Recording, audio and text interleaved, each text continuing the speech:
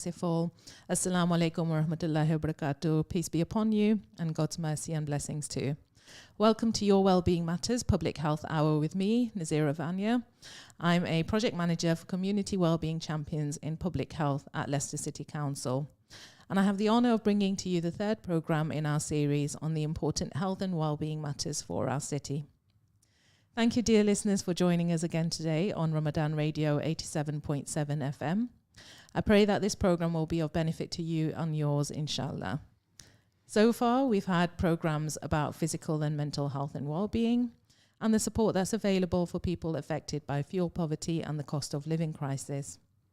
And our final show next week will be about the big picture in public health with our current director, Rob Howard, and our former director, Professor Ivan Brown, who is now Professor for Public Health at De Montfort University.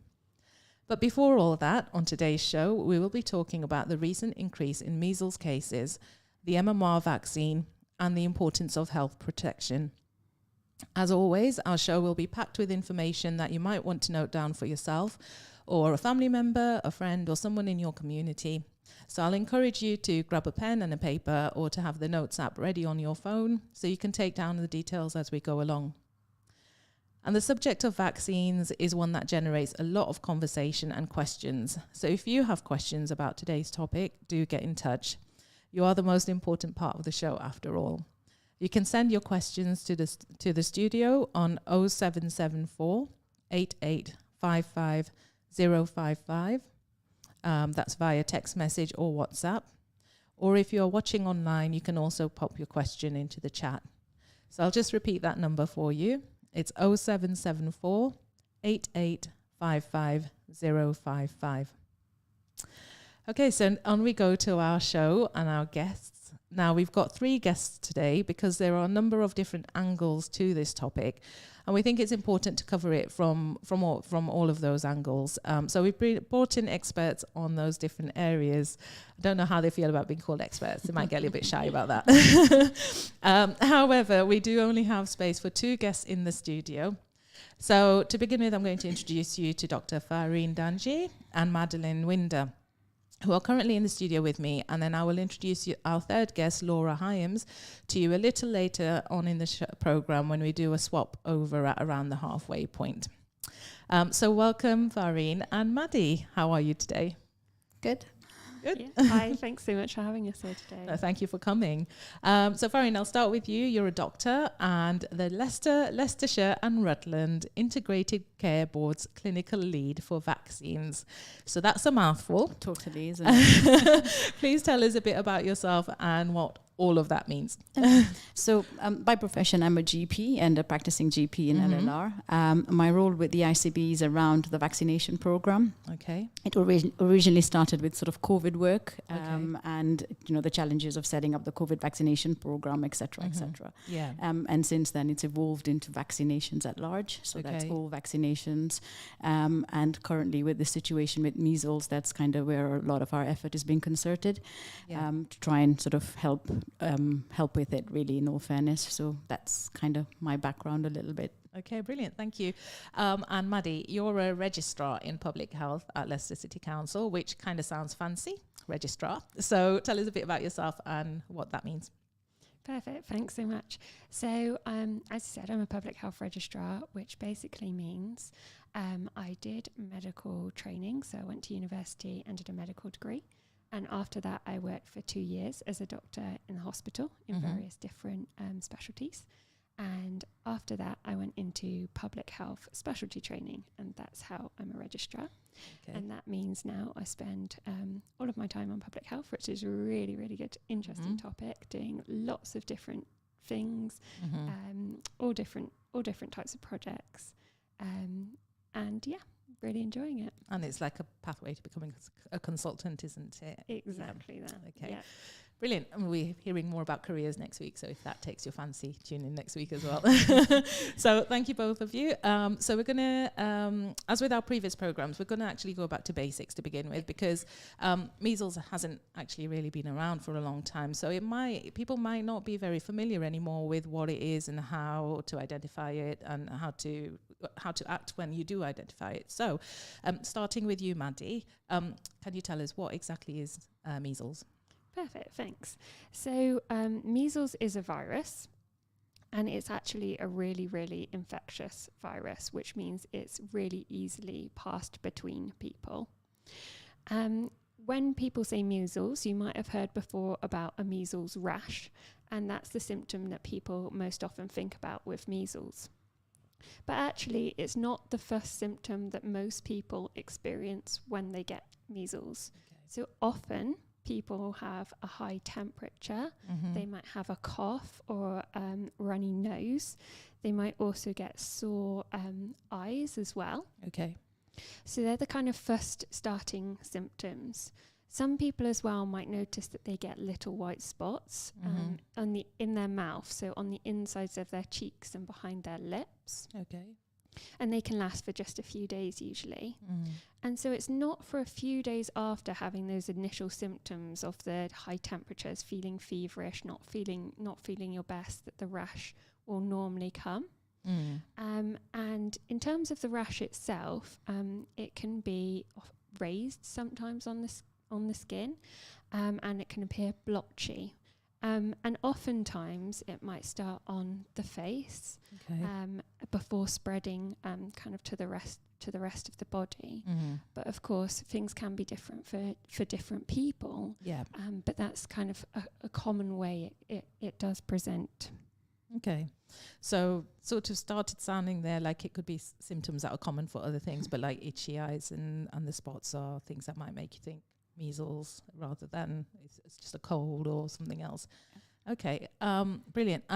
So you've told us about the symptoms and what people see and feel when they've got measles. How does measles spread? How would someone have got measles in the first place? So that's a really good question. So measles is spread by what's called respiratory droplets. Okay. So what that means is when you sneeze and cough, sometimes little bits of fluid will come out at that point. And if someone has measles, the measles might be in that, and that can be passed on to other people. Okay. So that means if you're in close contact with someone with measles, that can be passed on to you that way. But it can also, the droplets can then be on other objects. And if someone was to then touch those objects, they could then pick up measles from that. And it's important to think about as well, sometimes measles can stay in the air or stay on objects for quite a period of time. So even if you are not at the same time as that person who has measles, occasionally it might be that you can still pick up measles that way as well. Right. Okay. So it sounds like, because it's always said that measles is highly contagious. So we're hearing exactly why, because you don't even have to have direct contact or anything. So tell us a bit more about that. What else can make it contagious? How long can someone have measles, for example, and not know that they might be potentially spreading it about? So that's a really good point. So measles is really easy to catch in terms of household contacts, but also in areas that people mix closely. And when we think about how that timeline kind of plays out, if you are exposed to someone with measles and catch measles, you might not show symptoms until 10 to 12 days later. Right. So that's the usual period of time that it'll take for symptoms to appear. And actually, for some people, it can take up to 3 weeks before they'll show symptoms, which is quite a prolonged period of time. And on top of that, I guess as well, we've already spoken about that rash and how it doesn't come straight away, and you get those other symptoms first. And actually, people are infectious, which means they can pass on measles from 4 days before they get the rash to 4 days after they get the rash, which makes it really hard because sometimes people might not realise that they've got measles before that rash does come. Yeah. Okay, so we need protection. And what should people do? And we'll get on to talking about the protection side of it soon. But what should people do if they think they've got measles? Should they head straight out to their GP's office, or what should they do? That's a really good question as well. It's important to be on the lookout, But because it's so infectious, we've got to think really carefully about trying not to pass it on to other people. Yeah. So if you've got symptoms, it's best to give your GP a call or call 111. Or if it's an emergency, someone's really unwell, you can call 999 as well. Right. So it's important to kind of make sure you make contact in that way first, so we can try and avoid other people getting measles, really. Yeah. Okay. Thank you. So what we'll do now, Fahreen, we've been a little bit too quiet, so I'm going to come over to you now. So obviously we've had it's contagious. So one case can lead to a number of cases, and so there has been this increase in cases across the country, and this is reflected locally. So can you tell us what does the current situation look like in Leicester? Yeah, so that's a really good question, and that's the reason for kind of being here. So most of us, and in fact in my career now of so many years, I've never seen measles. This is the first time that some of us as doctors are even coming across measles, and that's because we've had a fairly effective vaccination program. People have had their measles vaccinations, and if you've had your vaccination, then that is the best form of protection, because it therefore means that more than likely if you're in contact with somebody with measles, you won't catch it because you're immune to it. But over the last few years, particularly over the last 20 odd years or something like that, the vaccination rates may have dropped, and they may have dropped to a level that stops what we call herd immunity. Right. And so when we're talking about herd immunity, we're talking about people within the population that are immunized. So if somebody had measles, for it to pass, it wouldn't pass because you're stopping the pass. In a way, if that makes sense, there's like a safety net. Whereas if people are not immunized and you went into a room, like Maddie was explaining, because it's so infectious, if say there were 15 people in a room that weren't vaccinated and somebody got measles, then they could potentially spread it to all 15 because it's so infectious. But if out of the 15, say 14 were immunized and the 15th person was sitting right at the end of the room, the likelihood of them getting it would be cut because the 14 in the middle that are immunized are blocking that, if that makes sense. Trying to think of a better way of trying to explain that. So I think where we are now, because the vaccination rates have dropped a little bit, so for herd immunity for measles, we're talking about 95% of the eligible population should be vaccinated. And currently in Leicester City, we have different figures quoted, but let's just go with the 90% mark, which doesn't feel that different between 90% and 95%, but it actually makes a huge difference just because measles is so infectious. And hence maintaining that herd immunity at 95% is key to stop the spread of measles, and that's where the vaccination program comes in. And it is because measles is very preventable. So and we have this effective shield, like you're saying, of this vaccine. So tell us more about the vaccine then. Yeah, I mean, so I think like I say, the situation in Leicester is currently there's more numbers of measles than we would expect to normally see in the population, and that's because of and the majority of the people that have got measles have got it because they haven't been vaccinated. If that makes sense. So vaccination is available to everybody on the NHS, and normally children will get vaccinated at the age of 1, and then a second vaccination at 3 years, 4 months. So there's 2 vaccinations that you get. The idea being that the first vaccine will give you around 95% protection, and then the second vaccine boosts that to 99%. You can also get immune to measles when you've had measles, if that makes sense. So once you've had measles yourself, you will get immune to that. But the thing with the MMR vaccination, which is the vaccination that we give, it covers against 3 infections. So it's not just measles by itself, it's measles, mumps and rubella. We're not here to talk about mumps and rubella, but the whole idea around that is it works against the 3 diseases, not just measles by itself, and rubella and mumps have their own implications and other things. So, but we're here obviously because the cases of measles have gotten much higher than we would expect currently sitting in our populations, and they're sitting in situations whereby they'd either be household contexts or contexts, say, within school settings, because that's, you know, as Maddie was alluding to, is areas where people will come close together, and you can't avoid, you know, in a classroom or in a mosque or anything like that, sort of sitting away from each other, you're quite close. So if you've not been vaccinated, then effectively you're not protected. And that preference is to gain immunity through the vaccine because you don't become you that don't ill. know what's going to happen. Exactly. Measles can have complications, can't they? So This is absolutely. It's a measles by and large for most people may not cause any problems. They're just horribly unwell. It's not a nice disease to get, but there are other problems that you can get with measles, and it can even lead to death. And so if you know there's a way of preventing that, why wouldn't you? Yes. And it's the long-term implications. And I think the other implications that we mustn't forget is this bit about we're trying to protect the people within the community as well that cannot get the vaccine. So pregnant women, for example, if they're pregnant and haven't had the vaccine, cannot have it while they're pregnant. Yeah. People that are immunosuppressed, so this is people's immune systems that aren't working very well, even if they have been vaccinated, because of their now immunosuppression, they may not be protected.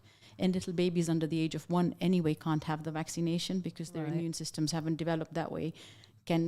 Therefore they're susceptible to getting measles. Yes. And this cohort of patients, if they were to get measles, these like the really little babies or the immunosuppressed, then the consequences are much more worse than if somebody fit and well like myself were to get measles, if that makes sense. So I think the urge would be, don't just think about yourself, you've got to think about the community around you as well. You're protecting others, aren't you? You're protecting others as well, and all of us know somebody who's immunosuppressed. Cancer is a very common disease these days, and even if you just think about that, I'm sure every single listener out there knows somebody who's undergoing cancer treatment or something like that. So think about, actually, I'm not just protecting myself, but I'm protecting your loved ones, your friends, etc., etc. Yeah. Okay.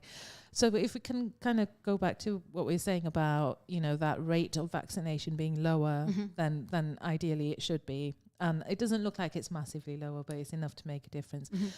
One of the reasons that vaccination rates can fall is because of misconceptions about vaccines. So that's happened in the case of MMR. It happens in the case of other vaccines as well.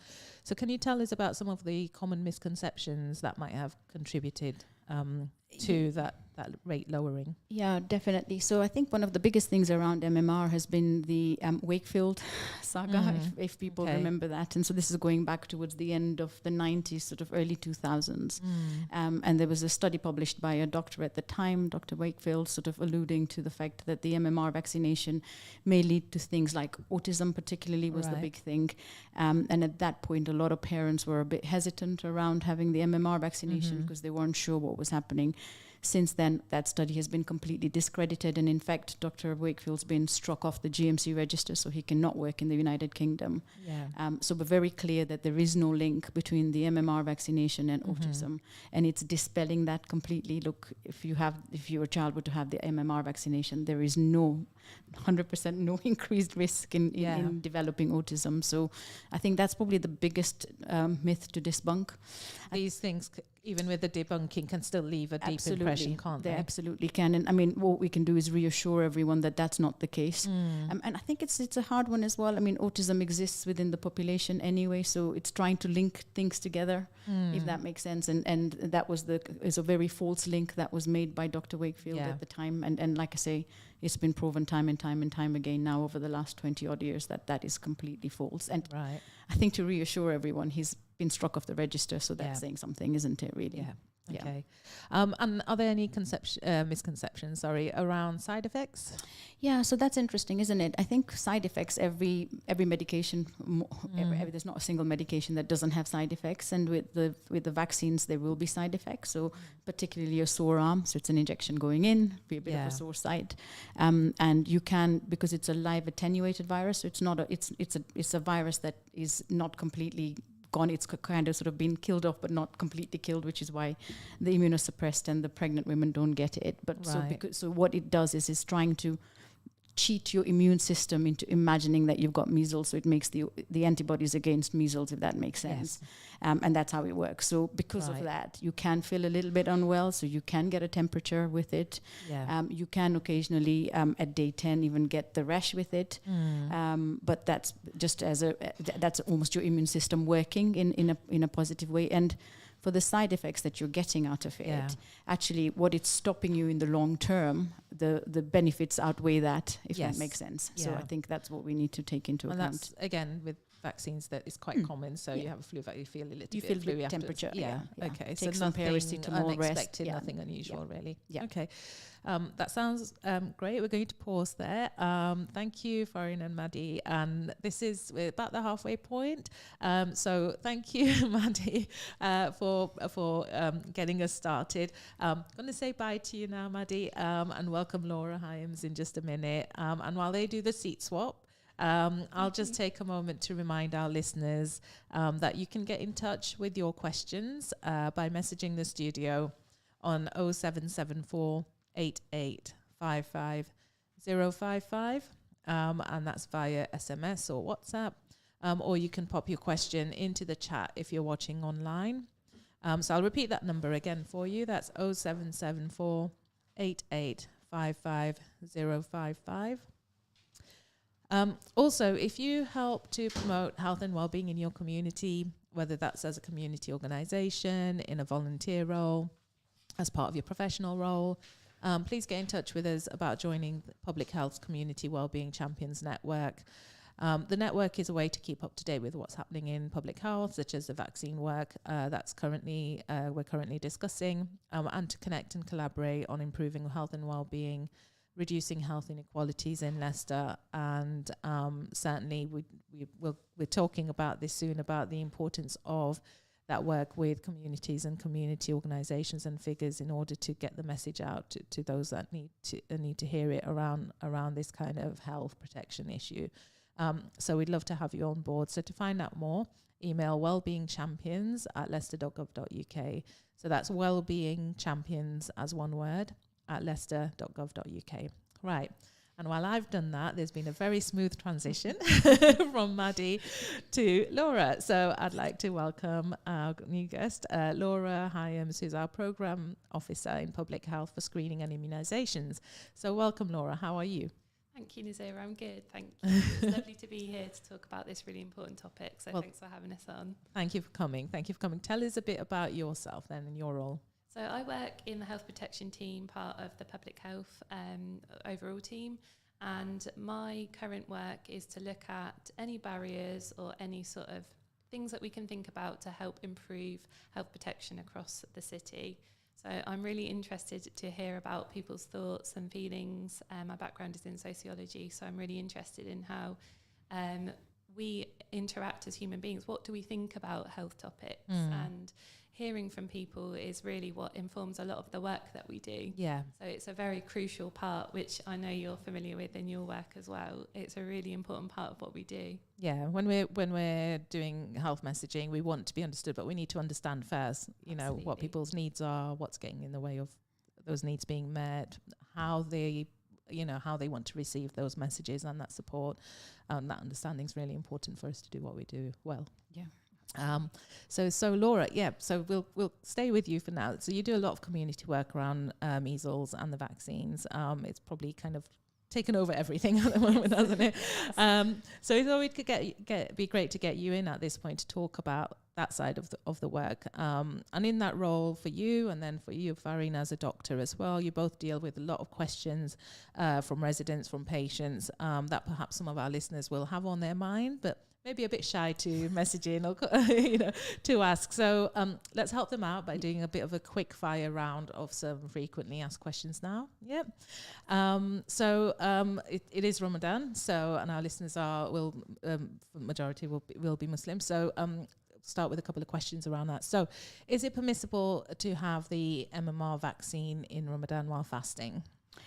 Yeah, sure. So we actually had a workshop last week where we met with we went to a mosque actually, which was really, really enlightening, and we spoke to one of the local muftis there, and sort of asked the question to him just so that we sort of were able to get the information, and he advised us that it was absolutely fine for people to have the vaccination during Ramadan, and he advised that if people had questions they could ask their local mufti around that if they needed to, but we were reassured that it was fine, and if it was a needed thing, then yes, 100%, you should have the vaccination. I think one of the things that did come in was there's 2 measles vaccinations available, and one of them is porcine free, so it doesn't have any pig products or pork products in there. And by and large, in the city, particularly with the demographics that we've had, we've tried to ensure that the vaccination that's available in Leicester City is the porcine free or the pig free alternative, if you like. So just to reassure the listeners, particularly considering it is Ramzan, etc., and the population, then they can verify that when they're getting the vaccine that it is 100% the porcine. They can opt that. That will be available. That will be available. Choose that one. And in fact, like I say, a lot of the stuff, and I'm sure Laura will come to it, but with our mobile vaccination units that are going around, that is all we're carrying. This is just the porcine-free vaccine. Because a lot of work goes into understanding which communities you're going to with that service, with those, and making sure that you've got the right vaccine for that community. Exactly. You don't want to be turning people away. And so it's just to reassure everyone that there is enough supply of the vaccine for the porcine-free vaccine, and like I say, the mobile vehicles that we sort of work with, the roving health units as they're called, which we've had out in the community. I'm sure people might have seen. Yeah, them you might have seen schools. like you're been out at Pack Foods or something like that at the schools. You might have seen the van with it. And you've answered my second question there already. So very good, very efficient. So it was my next question was going to be about the concern about kind of pig byproducts, but that's not. There are 2 versions, and one is free of that. So you can certainly have that. And that's available. So next question then. For anyone who's nervous about needles, what does having the vaccine feel like? Good question. Yeah. Over to you, Laura. Fahreen will probably be better at explaining as a GP, but having had many vaccines, it's similar in how it feels. You do get a sore arm, that is standard where the injection's gone in, but nothing that you get, any side effects that you get from a vaccine are very short-lived. So if you are feeling poorly, it won't last very long. Yeah. And it's sort of worth that a few days of feeling really. If you are feeling unwell, it soon subsides, and you've got that protection there. So it's not something you need to worry about. And the needle itself is a small needle, it's standard, a small needle, sharp. Yeah. Well, it's going to be sharp. It's a needle. But in terms of the feeling you'll get, it's just that small, quick prick. It'll be over before you know it. Okay. Yeah.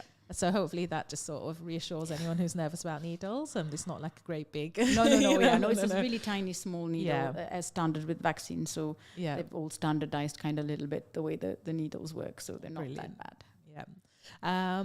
So knowing your vaccination, so most people might have had it in childhood, but if you're not sure about your vaccine status, how do you find out? Okay, that's an interesting one as well, and especially if people have come from abroad and things like that, it can get tricky. So first port of call is to call your GP and check whether or not they've got all the information on their system. For children particularly, then it'll be in their red books. Hopefully, will have been documented in the red books if they've had it. If you're unsure, please just call your GP and they will check for you. Okay. Now the thing to note is sometimes if people have come from abroad, or if we're not aware of what their vaccination status is, then actually what we do and what the advice has been is to just vaccinate anyway. So you err on the side of caution and say that even if they're eligible, they would get it. Now, the question people will normally have is, well, what if I've already had it and I've had now an extra one? Will it cause me any problems? And the answer is no. You cannot, it doesn't cause you any problems. So say, for example, I'd been vaccinated and nobody had it documented and I wasn't sure. And the GP said, well, we're not sure, so fine, vaccinate. It's not going to cause me any harm. If you end up with a third dose, it's not going to be... It's not going to do any harm to you at all. Yeah. I'll come to you, Laura. If I can't get an appointment with my GP or I'm not registered with one, what do I do? So the best thing to do would be to visit our mobile health unit. It's across the city in various locations. We advertise a link for it as well on the Public Health Measles page. So if you go onto City Council Public Health Measles page, there'll be a link to all the clinics. Or the ICB, if you type into Google LLR ICB measles, there'll be a whole list there. Yeah. And that is a really good opportunity as well, because in some cases they can check if you're vaccinated as well. So if you haven't been able to get in touch with your GP and your records are on the system, then they'll be able to find out. If they're not, then again, we're just saying vaccinate anyway. Yeah, I think that's really helpful, because people do struggle to get through to GP offices and get appointments. So to know that there's these other options to be able to just pop along, get your vaccine, and you're done, and it doesn't inconvenience you. You know, it doesn't take up half your day waiting on the phone and get through and things like that. So you even if you are registered with a GP, it's absolutely okay for you to go along to one of these units and get it done. Great. Well, I'll let you guys choose who answers the next one. Why do we need to have 2 doses of the vaccine? Okay, so that's a really good question, and the idea of that is it increases the percentage protection. So with the very first vaccine, so if you only had one vaccine, then there's 95% protection. The second vaccine boosts that to 99%. So one vaccine is better than no vaccine at all, but better still to just have the full course. And I think something that I will mention here, I'm not sure if you're going to ask this later on, but these are lifelong vaccines, and I think that's a really important point to get across. You know, once you've had your 2 doses, done, dusted, unless something changes and you become immunocompromised or something like that. But otherwise, you know, you've had your 2 vaccines, done, dusted. You don't have to keep going back to have like a booster and all that kind of stuff. So it's not the seasonal, like the flu, like COVID, nothing like that. You don't. Once you're done, you're done, dusted, you're done. And obviously, like we said earlier, it protects not just against measles, it's also mumps and rubella. So those are the other things. And particularly women thinking of getting pregnant, you don't want to be catching rubella because of all the issues that will have with your children. So definitely look at that, you know, as a thing to make sure you're vaccinated. Yeah. Okay, brilliant. Okay, so you did mention earlier that babies under 1 don't. So if they're too young to have their first dose, what should their parents do? So the parents must make sure that everyone in the household that can be vaccinated is vaccinated. Right. That would be a starting point, isn't it? So, you know, particularly moms that have just had a baby and haven't had their vaccine, please go and get your vaccine. Make sure dad is vaccinated. Siblings in the house that are eligible should be vaccinated as well. So I think that's what you would do, is start in your house. Make sure that everyone that's living in the house that needs to have the vaccine has the vaccine. So the baby can't have their own shield. So it's kind of putting like a protective shield around them. Exactly. Yeah. Okay, brilliant. And while we're on the subject of babies, what about other childhood vaccinations? Because MMR isn't the only one, where our uptake in the city is lower than it could be. Yeah, and that's so what else is important? I think, Nazira, that's a really, really, really good point that you raised. So this is obviously, we're dealing with measles right now, but at the rate at which we're going, I wouldn't be surprised in a few months we're dealing with something else. And certainly in the 21st century, we've got all the stuff available to help us. So it's an encouragement. It's not just about MMR. It's all the childhood vaccinations that the child gets called for. Yes. We would encourage the families to make sure they take them to their appointments and make sure that they get them. If they're worried about anything, you know, most of the practice nurses that do immunizations in the practices are very knowledgeable, more than happy. I'm sure they'd be more than happy to answer questions from patients, you know, parents that are worried about anything, etc. Then, you know, definitely please have the conversation and not go for the vaccination. Whatever it is that may be worrying you that we might not even have covered today, you know, you've got your practice teams at hand. That is our job. We're more than happy to answer whatever we can. And I imagine the NHS website would have information it'll as have well a lot about of information. All the vaccines. And absolutely. if you've missed any, so is it just a matter of going along to the practice you can do the catch up in terms of any. Yeah. I mean, there is a bit of a catch-up program going on about measles, so people might have received text messages, particularly children over the age of 5, so 6 upwards. 6 to 11-year-olds, parents may have received text messages that have come from NHS England just to remind them around catch-ups. But it's not, like I say, just about MMR. If you've missed MMR, might be you've missed your DPT, etc. So just make sure that everything's done while we're doing it. So just because something was due when a child was 2 years old, it doesn't mean that you can't have it now, therefore. And just exactly. And I think that's the key thing. So like we talked about MMR, it being 1 at age 1 and then 3 years 4 months. Well, I'm nearly 50. If I've not had it, I'm still eligible to get it. And it's free on the NHS. So it doesn't matter how old you are, you are eligible to your measles vaccination. So, like I say, I'm going to turn 49 this weekend anyway, but I'm still eligible, so it's not age dependent. We don't believe you for a moment, but okay. No, but so it's not age dependent. It's just because if I would have missed it at 1 and 3 years, 4 months, it doesn't matter now. I'm still eligible. So age is only because it's Ramadan, and we know you can't lie. Otherwise, we'd argue with you on that right now. So that's our kind of frequently asked questions. We'll move on now to just talk a bit more about the community work that's been going on in response to this increase in measles cases. So, Laura, you're very involved in that. Please tell us more. What have you been doing, and are you actually seeing sort of people taking up the vaccine now, and is it helping? So we've been doing lots of work around this, and we find that, as I said before, community engagement is key in this, because we know that there are pockets that might not have access and they need it, and that's what we're trying to do. We're trying to sort of bridge that gap. So a lot of the work that we've been doing is around our schools. So schools have been opening up community clinics with the mobile unit, so anybody that's in their vicinity can go and get vaccinated. It doesn't matter where you live. If you're available and you're free, go and get it done. So your child doesn't have to be going to that school for you to just pop in. There are options to do that, and we strongly recommend, as we have been throughout the programme, to go and visit the unit. We've also been working with our community groups as well, so people that want to facilitate the unit as well. So we've had various community clinics at Wesley Hall, for example, the St Matthew's Children's Centre. We will be revisiting these places, so keep an eye out if they're local to you and you want to visit. Keep looking at the plans, and what we're seeing is that a lot of the time it's to do with access, and it's helped people to be vaccinated. We've vaccinated lots of people this way, and it's really effective, but we need more support from the community to get more places, more locations. And that support could be hosting if you've got space, or it might just be promoting the information, sharing that information via your WhatsApp channels, via your networks, your social media, and making sure that people in your community are aware that this is available and this is important, and where they can go along and get that vaccine. And you talk about community engagement, education, and that's playing a big role then. So and how are things being managed around? So with previous programs as well, we've talked about the diversity of the city. And things like language and other access needs. So how is that kind of, how are community needs being met in that way?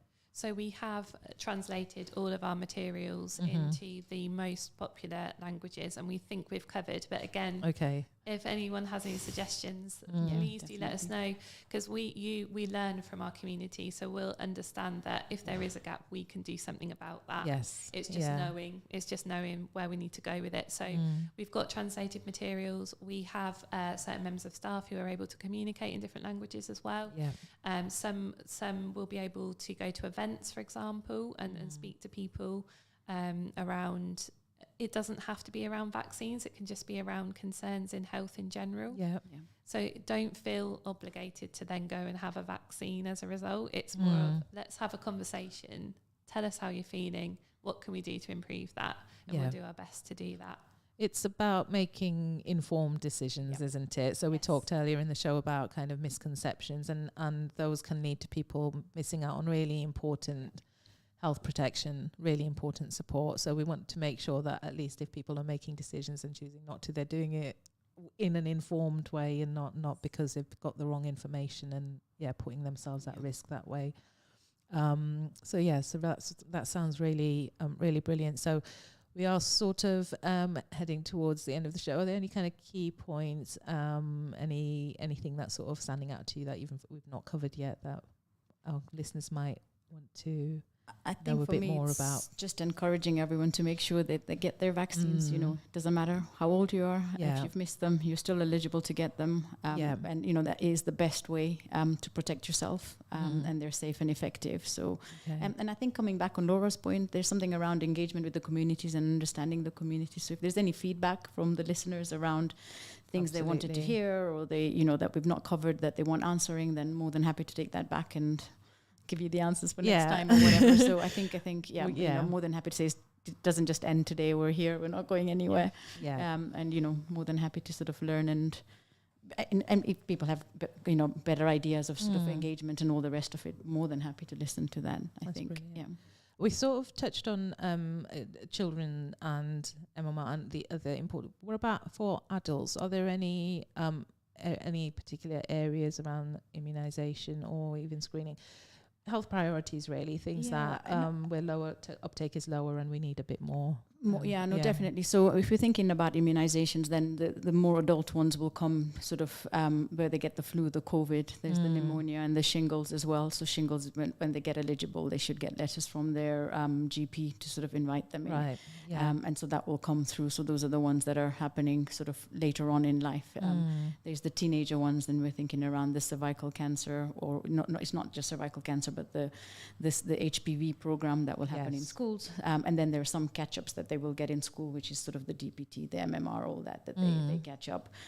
In terms of screening, then bowel cancer screening, our uptake is quite low in Leicester City. Okay. So it's to encourage that. And again, I think they've done things around sort of looking at language barriers, because a lot of the stuff that would come out with the kit was all in English that most people didn't understand what they were doing. So that screening, it's the kit that comes through your letterbox and you do it at home and send it off.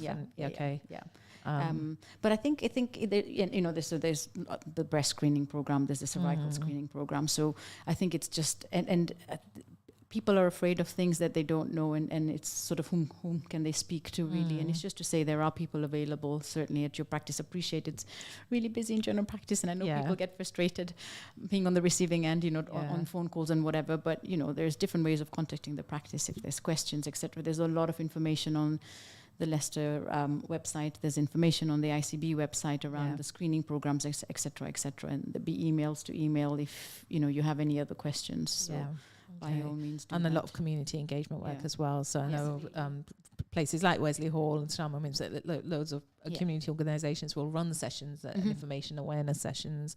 So those are also opportunities to go along, find out more. Get that reassurance and understanding of what that screening or that vaccine is about, and then feel more confident to go ahead and take it. So we're sort of we are nearing the end of the show. So we've heard a lot today about measles and MMR. So key points, just to summarise those. Laura. Just to say that we are going to be at the Eid Festival. And the Roving Health Unit is for all things health, so not just to be vaccinated. Come and chat with the staff. That's really important. And then just to come back to the call to action, just make sure that if you think you have measles, don't present at your GP, don't go to A&E. Make sure you do the phone call first. That's the sort of key. Phone call first, and then they'll give you instructions on what to do next. If someone's very, very sick, they're worried. Even if they're very sick, then obviously it would be 999, but inform the team so that they're aware. Because we've had quite a few incidents, I think, from what Laura's alluding to, where people have showed up in ED, and therefore it then creates a whole load of workload that people probably don't realize. But if somebody's set in ED with hundreds of other people in there, infectious, and then we're having to then contact trace, and it's just a whole load of work, and it's just trying to cut that. So if you are really unwell, no one's stopping you from seeking help, but do it in sort of an informed way. So but don't show up at your GP's practice in a waiting room where there'll be sick people, immunocompromised people, etc. Call ahead, just inform them that this is what you're thinking, and there will be isolation rooms, etc., where people can be seen. And I think another thing as well, if you think you've got measles and you're not unwell, it's still definitely worth calling your GP so we can contact trace and understand what's going on. Because if you imagine, like I think Maddie was saying at the beginning, that people could be infectious for days before it passes. So if you're now unwell and you've been in a school setting or something like that, then it's definitely worth at least informing your GP, who can then inform, AXA, so that they can do contact tracing and sort of try and contain things a little bit. That's actually useful to know, because obviously contact tracing was something people became very familiar with in COVID. Yes, but perhaps wouldn't be aware that that's happening right now, because you want to, again, trace those steps and see where that protection may be needed, extra support and information. Absolutely. Brilliant. So sorry, Laura, I'm just going to come back, because you mentioned the mobile roving Roving health Health unit Units, will yeah. be at the Eid Festival. Yes. Are there any other planned outings for it in the sort of Yep. So there is actually clinic running today in Right. Uplands outside the school. Uplands on Melbourne Road? On Melbourne Road, yep. So please do attend if you're in the area. Even if you just want to ask questions, go ahead. And then check the website, because we have just put a whole bunch of other clinics over the half-term period. So there's going to be lots of opportunities for people to be vaccinated then as well. Brilliant. And today's unit is at Uplands until what time? About 4 o'clock today. Okay, brilliant. So great opportunity. If you're out and about today in the Highfields area, pop in and get sorted. Okay, so we are at the end of the show. So that's all from us today. Thank you, Fahreen. Thank you, Laura. Thank you, Maddie, for such a fascinating and informative conversation. Thank you also to our listeners and our online viewers for tuning in. If you missed anything from today's program, or if you have ideas, you've got questions, or you want to get involved, you've got suggestions about communities that you're saying, hold on, nothing's come out to my community, haven't been reached yet, get in touch, please. We're, again, Wellbeing Champions at leicester.gov.uk. Wellbeing Champions at leicester.gov.uk. You'll get through to my team and we'll kind of liaise for you and get those details. I'll be back at the same time next week to talk about the big picture in public health, the vision, priorities, research, community engagement and careers with our director, Rob Howard, and our former director, Professor Ivan Brown. You won't want to miss it. It's going to be a good one. I look forward to connecting with you again then, inshallah. So that's next Tuesday, 1 o'clock.